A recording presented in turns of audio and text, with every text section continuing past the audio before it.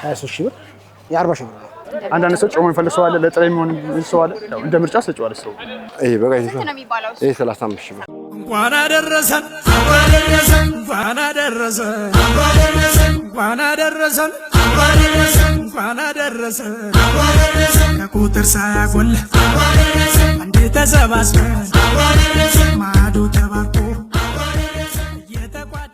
ሰላም ተመልካቾቻችን እንደምን አላችሁ? እንኳን ለገና በዓል በሰላም አደረሳችሁ። ዛሬ እንግዲህ የገና በዓልን ምክንያት በማድረግ ቄራ ነው የምንገኘው። በዚህም የበግና የፍየል ዋጋ ምን ይመስላል የሚለውን እንግዲህ ልናስቃኛችሁ ወደናል። እስከ ፕሮግራማችን ፍጻሜ ድረስ አብራችሁን ቆዩ። እንኳን አደረሰን እንኳን አደረሰን እንኳን አደረሰን እንኳን አደረሰን ከቁጥር ሳያጎል አንዴ ተሰባስበን ማዶ ተባርኮ ሰላም ሰላም ነው። ውጅራ እባላለሁ። እንኳን አብሮ አደረሰ። ዛሬ እንግዲህ የበዓል መዳረሻ ገበያ ላይ ነው የምንገኘው። ለበዓል ምን ነገሮች ለበዓል ይሄው በጎች አቀርበናል። ለመሸጥ ነው ፈለግን ፍላጎታችን በጎች በብዛት በጎች ይዘናል።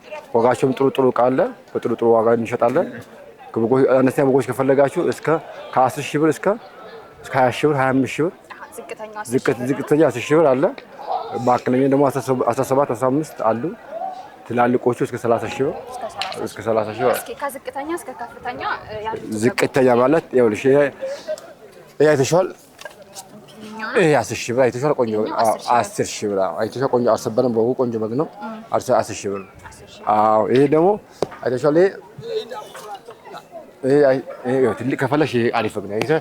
ይሄ ቆንጆ አይተሽዋል። ስንት ነው የሚባለው ይሄኛው? ይሄ 18 ሺህ 18 በተለምዶ ሰዎች በግ ሲገዙ ምኑን ነው ማለት? በተለምዶ በግ ጮማ አለው ጮማ የለው የሚባለው እዚህ ወገብ ተይዞ ስጋ አለው ስጋ የለውም የሚባለው ወገብ ተይዞ እንደዚህ ያዛል። እዚህ ጋር ነው የሚታወቀው ማለት ነው። እዚህ ጋር ጨበጥ አድርገሽ ከዛ በኋላ እንደዚህ ሰበር አልሰበር የሚባለው ነገር ደግሞ እዚህ ጋር ጥርስ ከፍተኛ ጥርስ ታያለሽ። አሁን ሰብራል አልሰበርም። ያ ቆንጆ ነው። ስንት ነው ማለት ነው ዋጋ? 18 ሺህ 18 ሺህ ትልቅ በጣም ትልቅ የሚባሉት ነው። አይተሽዋል በጎች ይሄ ትልቅ በግ አይተሽዋል። ይሄ በግ አይተሽዋል። ስንት ነው የሚባለው? ይሄ 35 ሺህ 35 ኦኬ አንተ ከያዝካቸው ከፍተኛ ትልቁ ይሄ ነው ከያዝካቸው 35 ሺህ በጣም ቆንጆ በግ ናት። በጉ አሪፍ በግ ነው። ጮማ የለውም። ስጋ ብቻ ነው። ቆንጆ በግ ናት። ስጋቸው ጥሩ ነው የሚባለው ምን አይነት ስጋቸው ጥሩ ነው የሚባለው የወላይታ በጎች ናቸው። ወላይታ ስጋቸው ጣፋጭ ነው። በጣም ምርጥ ናቸው። ይሄ ስጋቸው አይጣፍጥም ማለት ዋንኪው ሲባል ሲሆን ስጋቸው ቆንጆ ስጋ ናቸው። እንደዚህ አሪፍ ስጋ ናቸው። ማዘዝ ቢፈልጉ ምን አይነት አማራጮች በየአይነቱ አማራጮች ከትንሽ ትልቆች እናቀርባለን። ታክሲ ራሳችን ታክሲ አለ፣ መኪና አለ። በየቦታው ማቅረብ እንችላለን። ስልክ ቁጥር ይዘው መደወል ብቻ ነው። የአራጅ አገልግሎትም ትሰጣለህ? የአራጅ አገልግሎት ከዚህ እንሰጣለን። ከዚህ ሁሉም ነገር እንሰጣለን፣ እንልክላቸዋለን። በጣም አሪፍ። መጨረሻ ላይ ስልክ ቁጥርን ሰዎች አይተው እንዲደውሉ መጨረሻ ቁጥር 0910 99 12 27 እንኳን አደረሰን እንኳን አደረሰን እንኳን አደረሰን እንኳን አደረሰን ከቁጥር ሳያጎል አንዴ ተሰባስበን ማዶ ተባርኮ ሰላም እንኳን አደረሰ። እንኳን አደረሰ። ማን በለለት ኑረዲን ይባላል። እሺ ዛሬ እንግዲህ የበዓል መዳረሻ መሆኑን አስመልክቶ ቄራ ነው የተገኘ ነውና እስኪ ለበዓል ምን አይነት ነገሮችን ይዛል? ለበዓል ብዙ ነገሮች ይዣለሁ። ከትልቅ እስከ ትንሽ ድረስ ይዣለሁ። በግን ፍየል ይዣለሁ። እንዴት ነው የዘንድሮ የ2018 የገና በዓል ድባቡ ምን ይመስላል? ድባቡ እንደምታየው በጣም ጥሩ ነው። እስካሁን ድረስ ባለው ነገር ያው እናንተም እንደያዩት ከብቱን ገብቷል። ጠያቂም እየገባ ነው። ስለዚህ እስኪ አንተ ከያዝካቸው በግና ፍየሎች ዝቅተኛውና ከፍተኛው ምን ያክል ነው የሚለው ዞር እያልን እንያቸው። እሺ ይቻላል። በስምርትሽ